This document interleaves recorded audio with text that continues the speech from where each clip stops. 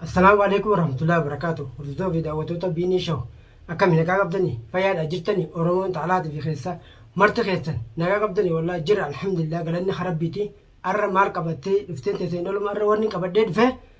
waa'ee biiftuun arra ol baatee viidiyoo gallakifteen argee viidiyoo sanarraa ilmoo xiqqoo san nin gurgura jettee yeroo dhaadhisitu maali intalti tun maal sammuu dhukkubamu maal taatee siin obboleeyyan kiyya namni ilmoo namaa namarraa dhalatte malee diqaalallee namarraa dhalatte malee yoo abbaallee irraa darbe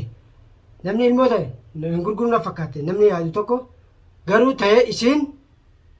yeroo kiyyoo dawwaltee nama ilmoo bitu barbaadi janii wal mari'atan kun isitti hin dhagamu obboleeyyan kiyya mee ilaalame mee dubbiin tun nama na ajaa'ibsiiftu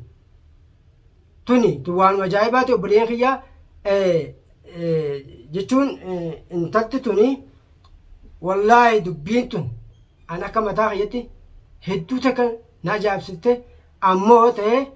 Abrahiim ilmoo isaati.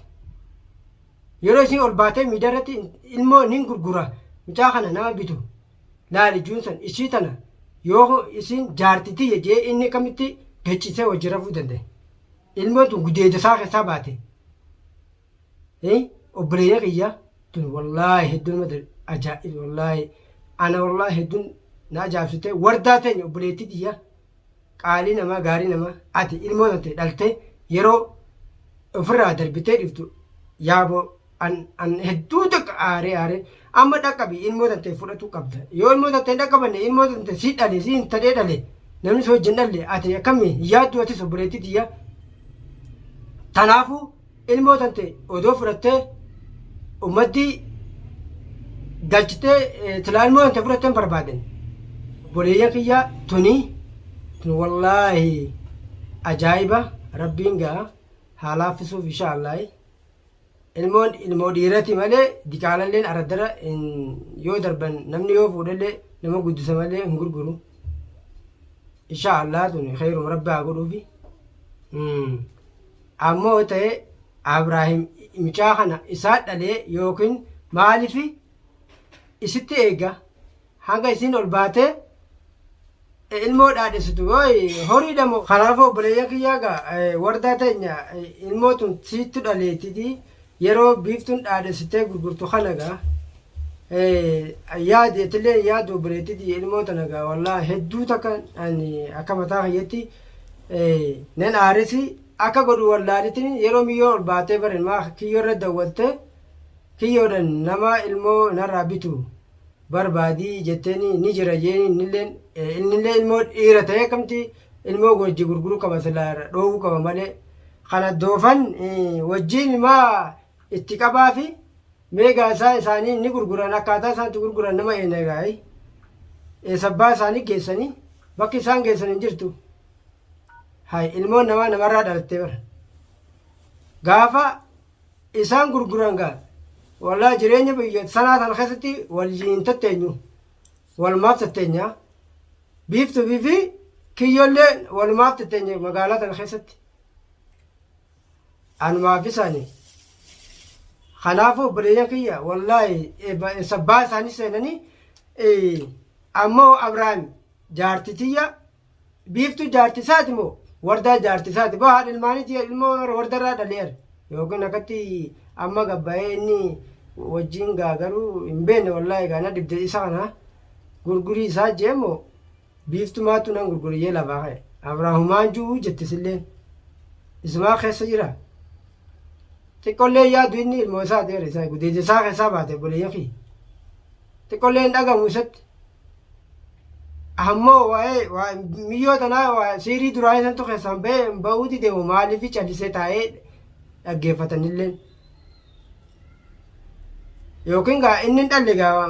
isatti hin fakkaanne garuu ilmoota isaatii miti ofitti ammatummaan qabu sanilleen hanga isiin miyyoo ol baatee nan gurgura jettu san hay nutuu silaa oromummaa konkati wallaahi dubbii tana waan juu wallaalitti hin bara garaa kanaan na gubatu jira obboleeyyan kiyya wallaahi na gubate garaan silaa yeroo sana achi jiraadhe silaa wallaa waluma laalla ana ammoo mana biiftuu sanuu dhaqeetu isii san na caccafamoo nuun dhiisu isii sanii kun mee isii tahaddaa isii dhiiraa ilmoo san haa gurgurtu hayi namni yoo akkanumatti ilmoo namaa gurguru taate nuu qacacaa ogaa ilmoo haara maal goonaa dhallaa waree ilmoo ni bitannaa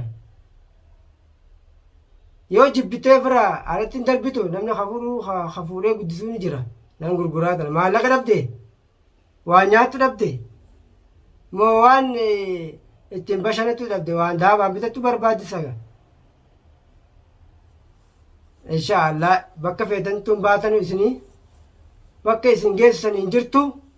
kiyyoo tuubanis akka inni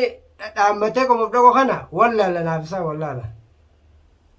inni yoo dhiiratee mee as bahee mee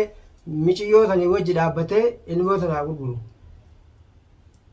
kanaafuu obboleeyyan kiyya wallaahi hedduu takka na aarse fiidiyoo san arra laalanii edda gallakkifteen arra laalitini garaan na gubatee arra as bahee fiidiyoo isinii mare bakka isaan geessan hin jirtu hudduutamiin gurguran namni isaan irraa bitu hin jiru mee yoo inni isaan irraa bitu yoo inni ilmoo namni bira hin jirre inni guddifti malee hin bittu achi keessatti hin gurguraatti isii gaafa gurguru achi keessatti isumaa sanuu ni qaba jarri ilmoo isaa fiddeenii ilmoo yoo shaarraa fuudhan yoo inni guddifti malee hin bittu irraa namarraayi silaa hoo achi geessee yoo inni haa guddiftu jette silaa dhugaadha nan gurguraa doolarratti jijjiiradhaa jettu kanaatu wallaa hedduu nama aarsaa kuni inshaallah gaa walumaanuu laalla waan isaan irra ganiisi ni gurgurani walumaanuu enne inshaallah kanaafuu hanga fiidiyoo biraa isin qabadhee dhufuuti salaamu alaikum warahmatullahi wabarakaatu